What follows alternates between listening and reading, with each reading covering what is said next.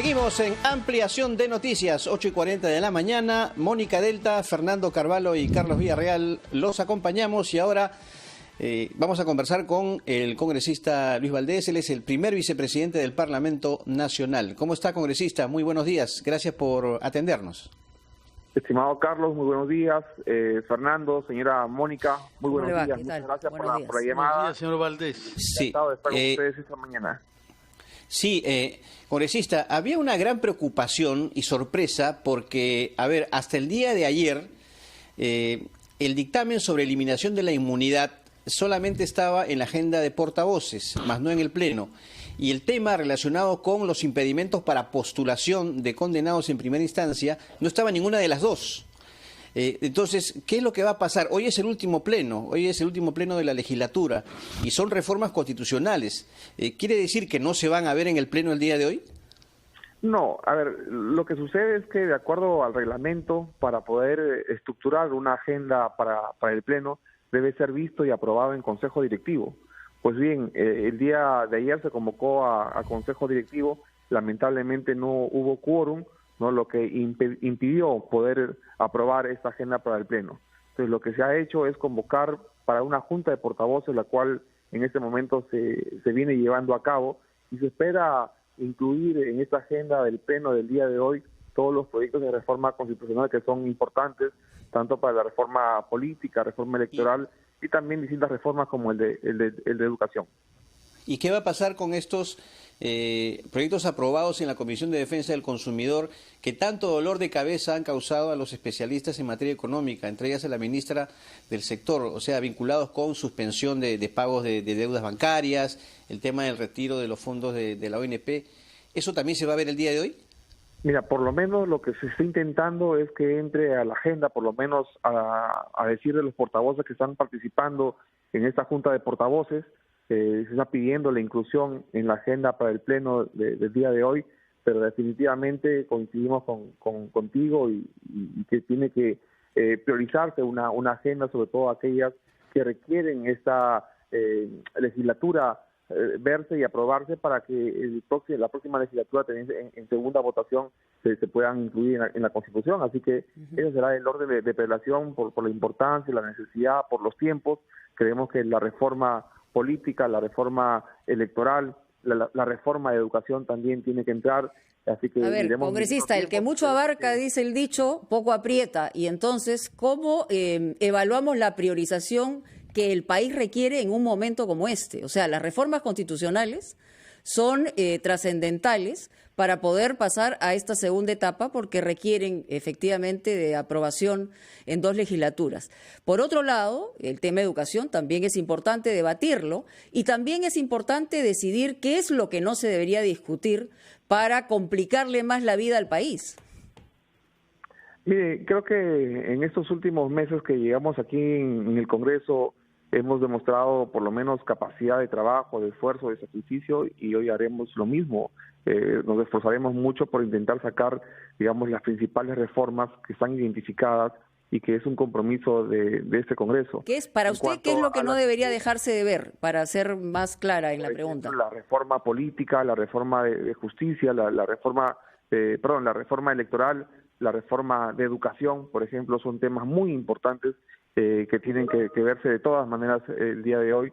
Y si hay algunas otras normas que tienen también ese orden prioritario o ese carácter, se verá una próxima sesión. De repente podría ser el día lunes una agenda, pero ya lo que no comprometa, digamos, el tema de la reforma constitucional.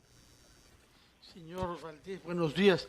Usted ha venido insistiendo en la reforma educativa, nos va a decir después de qué se trata, porque sé que tiene una propuesta sobre ese tema, pero antes quisiera saber si lo entiendo claramente cuando habla de reforma política y electoral. ¿Qué puntos específicos le parece que no deben ser modificados en el debate de hoy? Y usted sabe lo que ha dado lugar a más discusiones, es el tema de la inmunidad parlamentaria, que se suprime totalmente, el tema de la prohibición de que las personas condenadas en primera instancia por delitos graves puedan ser candidatos, pero también el tema del voto preferencial. Nos dirá después de la pausa, por favor, ¿Qué piensa usted que va a ser aprobado ahora en el Congreso? ¿Cómo votará su bancada eventualmente? Y si estos 3 puntos u otros que le parecen muy importantes tendrán lugar a modificaciones respecto de la formulación con la que llega de su dictamen. Pero eso lo vemos después de la pausa, por favor.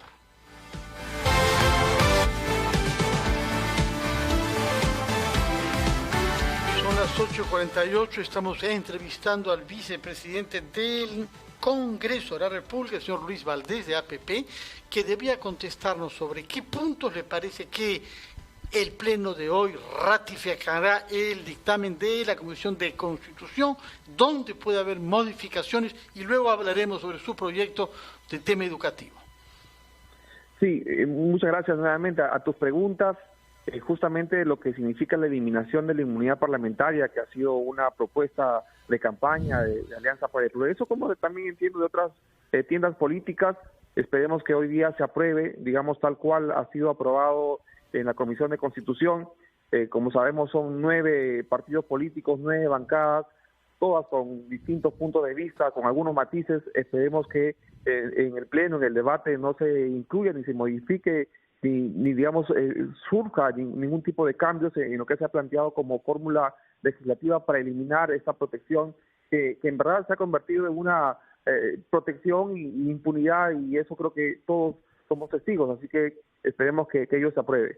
Con respecto a la prohibición para postular a cargo público o de elección popular, pues mi posición, por lo menos en la Comisión de Constitución, fue que no solamente están comprendidos aquellos que han sido sentenciados por delito doloso, sino también por delito culposo, o sea, que sea mucho más amplio. Pero, digamos, la propuesta que ganó y en todo caso se convalidó en la Comisión de Constitución, recibiendo los puntos de vista de las distintas bancadas, fue que sean delitos dolosos, ¿no? Y aquellas penas que superen los 4 años, digamos, de pena privativa de libertad, ya sea efectiva o suspendida. Eso se debatirá el día de hoy. Esperemos nuevamente que hayan, digamos, mayores exigencias en esa norma, por lo menos eso es lo que esperamos como partido, y espero que para empezar se apruebe hoy día en la Junta de Portavoces y esto pueda entrar, digamos, como una norma prioritaria a debatir el día de hoy. Carlos tenía una pregunta antes Sí. de entrar a la iniciativa del congresista. Sí, congresista Valdés, ¿qué va a pasar en primer lugar con las mociones de interpelación? Usted habla de una priorización de temas entre los cuales está la reforma política. ¿Eso significa que por el momento no se van a tocar? Y en segundo término, ayer se conoció un documento de la Oficina Legal y Constitucional del Congreso que está vinculada con los famosos gastos de instalación que cobraron, entre otros, congresistas de Lima y Callao. Y muchos justificaron diciendo que lo habían donado. Ahora, este informe señala que no pueden destinarse esos gastos para ese fin, o sea, donación. Tienen un fin determinado. Se está esperando un pronunciamiento de la mesa directiva, pero ¿qué va a ocurrir acá? La mesa directiva va a disponer que esos fondos donados sean devueltos al Congreso por parte de los congresistas que lo cobraron. Mire, con respecto a esos fondos, efectivamente nos hemos enterado, imagínese usted, de este informe a través de las redes sociales y los medios de comunicación. Y cuando hemos ido a buscar los fundamentos, los argumentos de este informe, pues la persona que lo elaboró ya no trabaja en el Congreso, por lo menos en la oficina de asesoría jurídica, ¿no? Así que lo que hemos pedido como mesa directiva es un informe del actual responsable de la oficina y se evaluará, ¿no? Y se actuará de acuerdo a lo que recomiende y proponga en el informe, ¿no? Lo cierto es que históricamente este fondo o esta percepción la han tenido todos los congresistas, así que hoy nos toca solamente evaluar y esperar las recomendaciones. ¿Usted lo cobró? Conforme a la ley. Claro que sí, hemos cobrado, digamos, todos los derechos que se nos atribuye como congresistas, ¿no?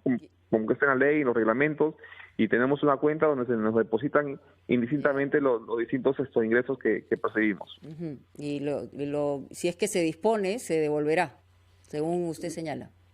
Claro que sí. En mi caso, por ejemplo, el mes de abril doné el 50% de mi remuneración y fue iniciativa de la mesa directiva y todos hicimos lo mismo. Creemos que estamos con ese Pero espíritu. los actos solidarios en realidad son mucho mejor sopesados cuando no se habla de ellos, ¿no? O sea, la donación es voluntaria y la solidaridad también, y en buena hora. Pero más allá de eso, ¿no? La percepción que hay es que estos gastos de instalación se han cobrado innecesariamente para la mayoría de los congresistas. Vayamos al tema del proyecto de ley de educación. Yo desde que tengo memoria periodística recuerdo que durante todos los gobiernos, durante todos los parlamentos, se ha discutido el tema de destinar el 6% al sector educación. ¿Quién podría estar en desacuerdo con que haya un mayor presupuesto para educación? En este momento está un poco más de 3% este presupuesto. Pero en una circunstancia como la que estamos, teniendo en cuenta que la educación es fundamental, pero en un momento de pandemia, es decir, aprobar esto sería de repente moverle el cimiento presupuestal al Estado. ¿Cómo lo van a hacer? ¿Cómo se financiaría? Porque más allá de la voluntad que todos quisiéramos respecto a educación, hay una realidad que estamos enfrentando. Entonces, ¿cómo plantea usted este presupuesto para educación? Mire, nunca ha sido el momento para hacer esta reforma en el sector de educación. Yo creo que no podemos seguir postergando más aún, sabiendo el estado calamitoso que digamos experimenta un sector tan importante y transversal que tiene que ver con el desarrollo humano. Y no es solamente un mensaje político, lo ha dicho ya el Banco Mundial. No, el Banco Mundial le ha recomendado al Perú invertir no menos del 6% de su PBI en educación. Lo ha hecho el Acuerdo Nacional el año 2002. Lo ha recomendado la OCDE al Perú. Entonces yo creo que... Ya, estamos de acuerdo de eso, pero ¿cómo lo hacemos hoy? Voy a llegar a su pregunta, ¿no? Pero si queremos de una vez hacer material algo que es tan importante para el desarrollo del Perú, tenemos que darle nivel constitucional y eso es lo que se ha propuesto. ¿De dónde van a salir los recursos? Pues tiene que hacerse toda una reingeniería en el Estado en su conjunto, ¿no? Hemos visto pues los Richard Swing, hemos visto la tía de la sobrina, de la mamá en el Estado, y eso es un común denominador en todo el Estado. Hay que sacar la grasa, ¿no?, de todo el aparato público para poder optimizar esos recursos. Recursos hay. Si no viera usted las consultorías enormes que hay en todos los ministerios y en todos los niveles de gobierno. Entonces, lo que no ha hecho el gobierno, y ningún gobierno, no solamente el gobierno del presidente Vizcarra, sino todos los gobiernos, es no solamente actualizar, sino modernizar el aparato público, ¿no? Y por eso que hoy, además de esta propuesta, en las próximas horas estamos planteando un proyecto de ley que signifique una reestructuración o una reforma del aparato público que lo haga más dinámico, que lo haga mucho más transparente, que lo haga mucho más ágil, ¿no? Porque no podemos seguir, digamos, alimentando a tantas personas, no voy a usar otro término, ¿no?, a tantas personas sin que tengan la capacidad, sin que tengan las competencias para estar en los puestos que están. Entonces hay mucho despilfarro, ¿no?, y una mala administración, una mala gestión del gobierno, y eso es lo que tiene que cambiar. Entonces dinero hay, recursos hay, lo que sí hay que hacer es una reingeniería, una reestructuración del aparato público para poder asignar los recursos a un sector tan importante. Porque no existe, nuevamente insisto, un país en el mundo que haya conseguido el desarrollo sin educación. No existe un país que haya derrotado a la pobreza y a la miseria. Estamos totalmente de acuerdo en ese sentido.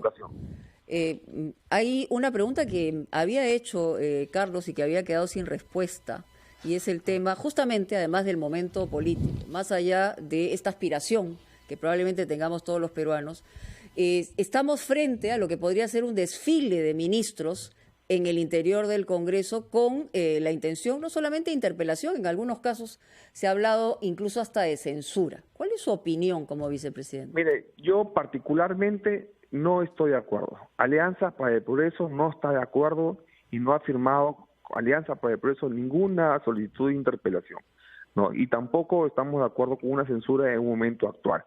Pero tampoco no podemos dejar de reconocer que el gobierno en los distintos sectores está dejando mucho que desear y que hoy se requiere que los peruanos por lo menos reciban cuenta de los distintos ministerios.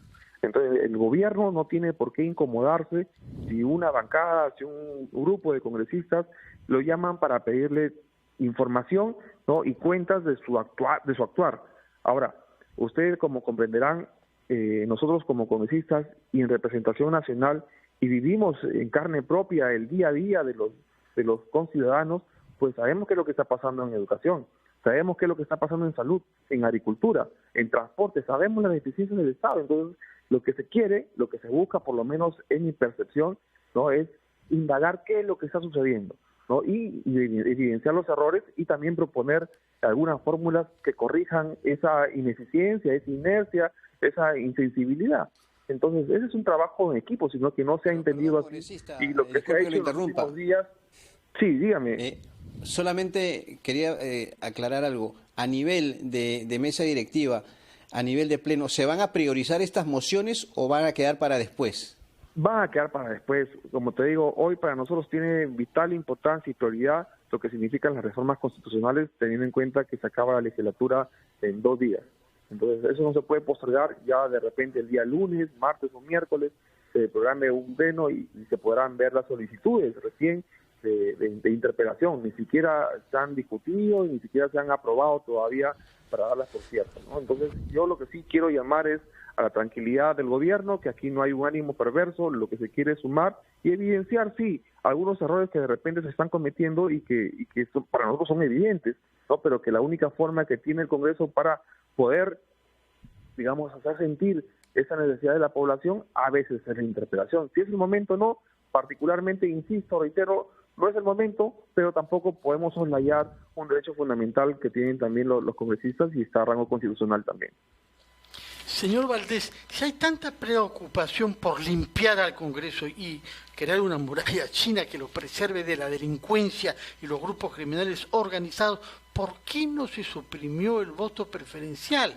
Que, como sabemos, desorganiza la democracia interna de los partidos e introduce la posibilidad de que quien más dinero tiene y motivaciones torcidas, mejor campaña hace, más financiada, y en consecuencia ese es un riesgo real para que haya en la política personas que llegan a ella con malas intenciones. Sin embargo, ustedes desistieron de eliminarlo. ¿Por qué?